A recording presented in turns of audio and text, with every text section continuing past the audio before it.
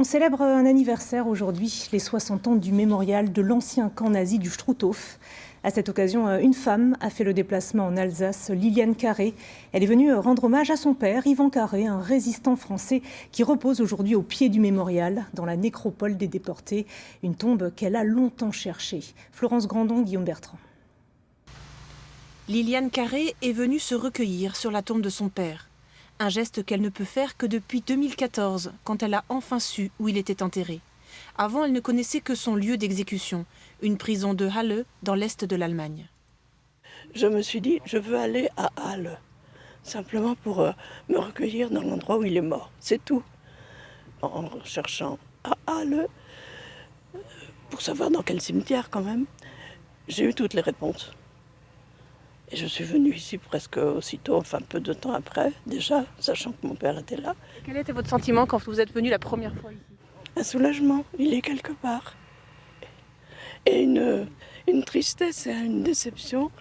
Comment en plus de 60 ans, personne n'a jamais rien su de lui.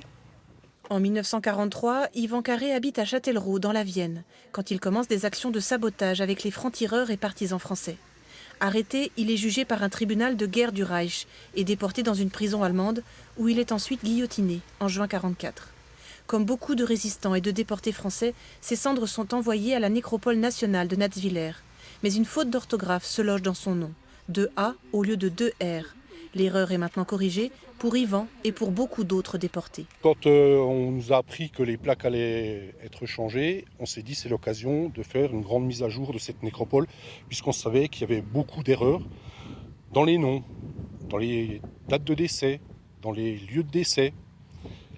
On le savait parce qu'on le constatait, nous, en circulant dans la nécropole, par rapport à des listes qu'on avait. Et puis on le savait également par l'intermédiaire des familles. Sur les 1116 tombes de la nécropole, une trentaine ne délivrent aucune autre information que le nom et une date de décès. Comme pour le père de Liliane, il y a peut-être une erreur. Les recherches se poursuivent pour lutter contre l'oubli voulu par les nazis, qui brûlaient les corps ou les renvoyaient sans habit ni papier.